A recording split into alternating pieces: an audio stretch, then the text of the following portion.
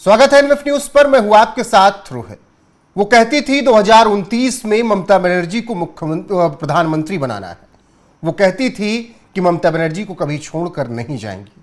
वो कहती थी कि बीजेपी को सत्ता से उखाड़ फेंकना है।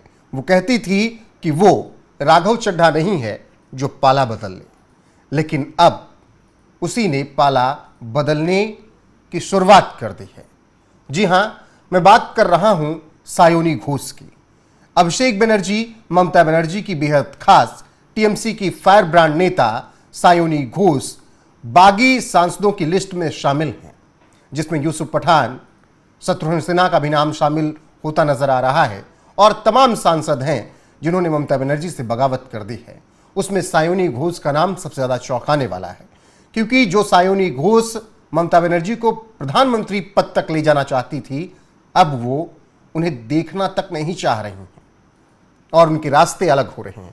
हालांकि टीएमसी में ही रहेंगे, क्योंकि टीएमसी एक नया गुट टीएमसी में बन चुका है और उस गुट में सायोनी घोष होंगी।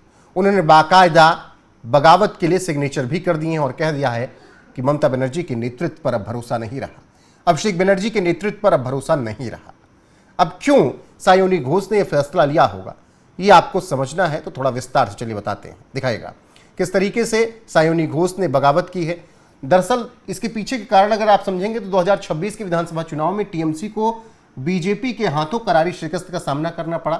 ऐसे में ममता के नेतृत्व से विश्वास डगमगा गया। चुनावी पराजय के बाद मौजूदा संगठनात्मक ढांचे के तहत तृणमूल कांग्रेस का भविष्य अब अनिश्चित लग रहा है। पश्चिम बंगाल की बदलती राजनीति हवा को देखते हुए वो अपने राजनीतिक करियर को सुरक्षित करने के लिए यह फैसला ले रही हैं। टीएमसी के भीतर लंबे समय से अभिषेक बनर्जी की कार्यशैली को लेकर वरिष्ठ और युवा नेताओं में असंतोष दिखा।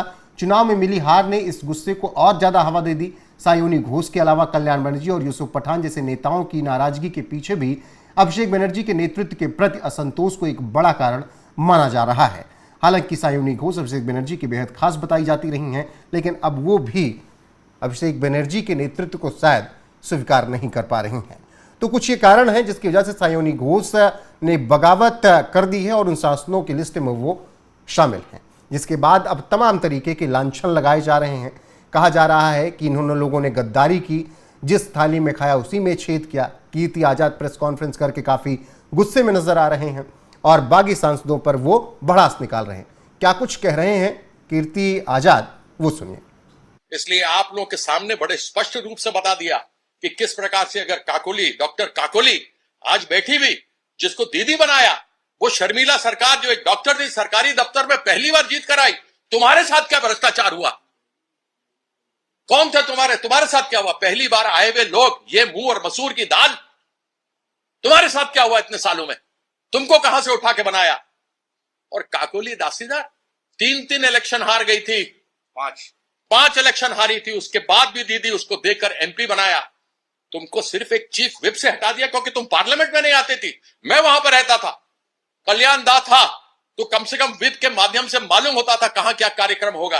तुम विप बना तो तुम आता ही नहीं था, फोन पर इंस्ट्रक्शन देता था। अरे कुछ तो गैरत रखो। वो चिट्ठी तो सामने लाओ जो स्पीकर को तुमने दिया है। अब जब बागी सांसदों की लिस्ट सामने आ रही है, सिग्नेचर सामने आ रहे हैं, तो इस तरीके से तमाम तरीके की बात कही जा रही है टीएमसी की तरफ से। जो अभिनेता ममता बनर्जी के गुट में हैं, वो इन सबको गद्दार कह रहे हैं। लेकिन बात अगर सायोनी घोष की करें तो सायोनी घोष का जाना निश्चित तौर पर टीएमसी के लिए एक बड़ा झटका है। फायर ब्रांड नेता थी जो डंके की चोट पर बोलती थी, चुनाव प्रचार के दौरान खुलकर वो बोलती हुई नजर आती थी। अब वो सायोनी घोष टीएमसी में ममता बनर्जी के खेमे में नहीं होंगी और ये बात महुआ मोइत्रा को भी पसंद नहीं आई कि जिन्हें सब कुछ ममता बनर्जी ने दिया, उन लोगों ने बगावत कर दी।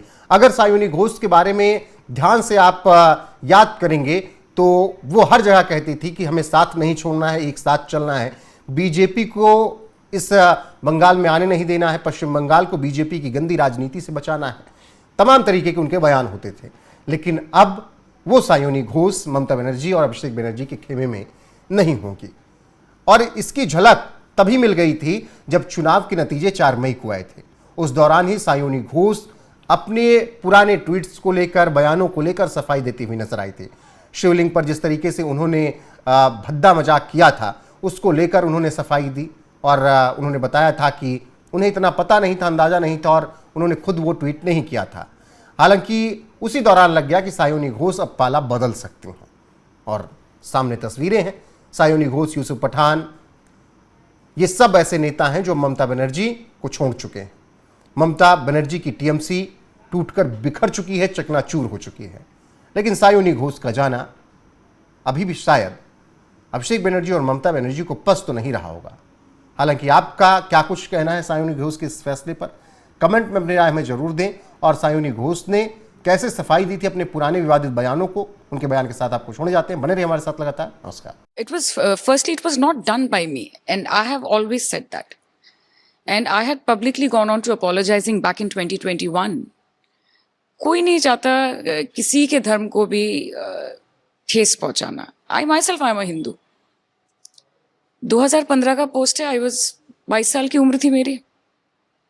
ट्विटर नया नया चल रहा था, मैंने अपने हैंडल से अरेस्ट भी नहीं किया, मतलब पोस्ट भी नहीं किया, कार्टून मैंने बनाया भी नहीं। तो अगर किसी के पीछे जाना है तो जिसने कार्टून बनाया उसके पीछे जाइए। जब मेरे जहन में ये बात लाई गई इन 2021, 7 साल बाद, इमीडिएटली उस पोस्ट को वहां से हटाया गया। मैंने पब्लिक डोमेन में माफी मांगी। देखिए, अगर आपके पास और कोई मुद्दा नहीं है, मैं राजनीति में आई 2021 से, मैं एक पार्टी के साथ जुड़ी हूँ 2021 साल से। आज पिछले 5 सालों में अगर मैंने किसी के धर्म को, किसी के धार्मिक भावनाओं को चोट पहुंचाई है तो आप मुझे कटघरे में खड़ा कीजिए।